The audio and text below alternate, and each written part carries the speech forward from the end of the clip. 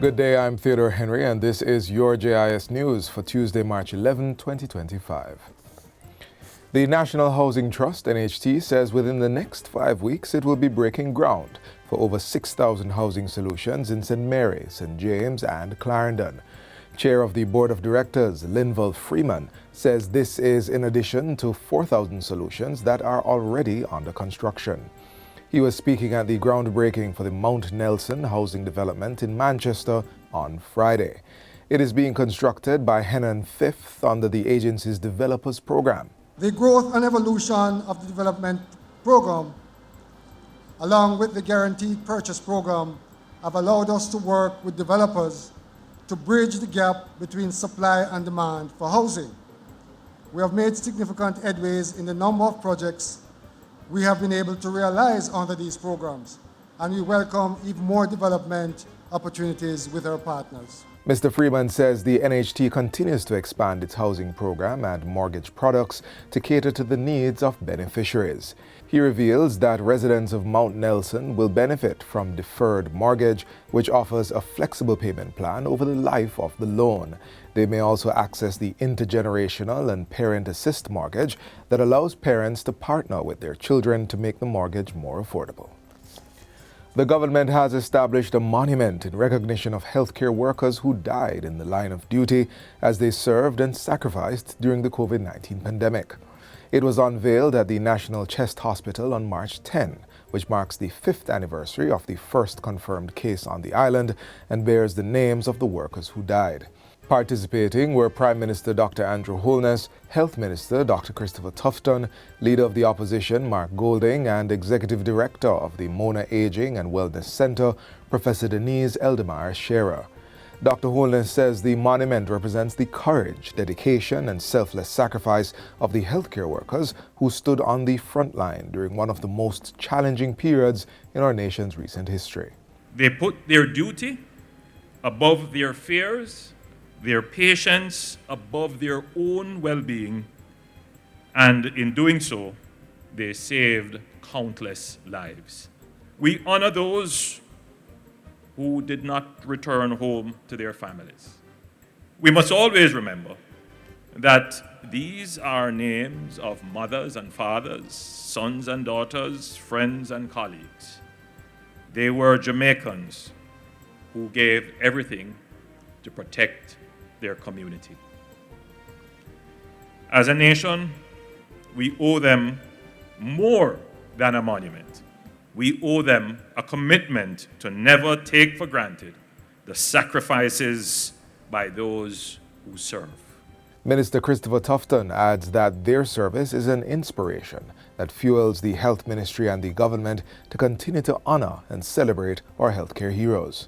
It is my hope that this place can be one where reflection happens, where we are reminded to be grateful, and where we recommit ourselves to realizing a better future in public health for all, at all ages.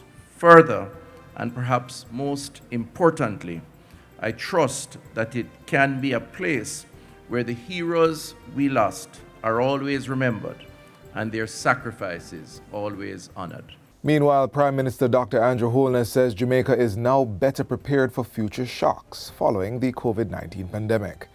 He asserts that the pandemic exposed vulnerabilities that the government has since worked tirelessly to address through necessary economic reforms. Because of the difficult but necessary economic reforms we have undertaken, Jamaica is now better prepared for future shocks, whether it is another pandemic, a natural disaster, or a global economic downturn.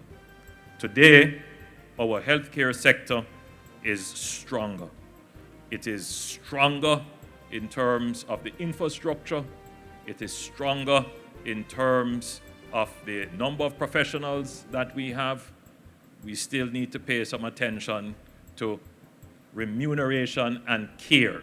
Dr. Holness says the government is continuing its response to strengthening and building a robust healthcare system. Approximately $45 million will be used to undertake short-term works to the entrance of the Alley Bridge in Clarendon over the next 6 months. The announcement comes from Minister with Responsibility for Works, Robert Morgan, who was responding to questions during a meeting of the Standing Finance Committee of Parliament on Thursday. Minister Morgan says further work on the bridge will require a detailed engineering estimate, which will take approximately 1 year. He indicates that once this is done, the work will be classified as a capital project, requiring an estimated $1.2 billion. Because the bridge is in such a low-lying area, it's not like a river that runs deep. The river essentially is almost at land level because it's a floodplain. And it is a very important artery to southern Clarendon. So the solution to the Alley Bridge is not going to be in this financial year, but we will be doing some work on the entrance or the approach to the bridge this financial year. The Alley Bridge connects Lionel Town to several other heavily populated southern Clarendon communities, including Racecourse, Kemps Hill, and Banks. The bridge was one of the structures damaged during the passage of Hurricane Beryl. And finally, the Jamaica Legal Information Portal, JIS, is set to become operational by April 2025. This assurance was given by Minister of Legal and Constitutional Affairs, Marlene Malahoo Fort, during Thursday's meeting of the Standing Finance Committee of Parliament.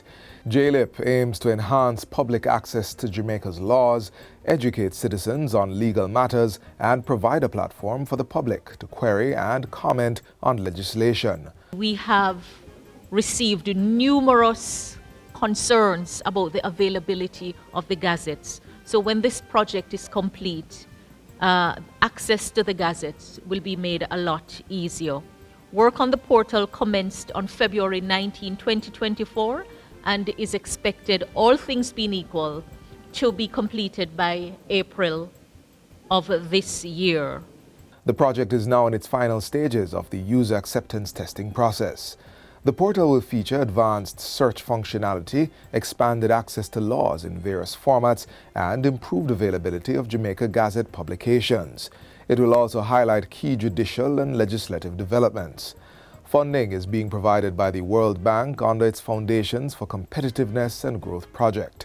A contract valued at just over $31 million was awarded to European firm Softengy to develop the portal. And that's it for JIS News Today. I'm Theodore Henry. Thanks for watching.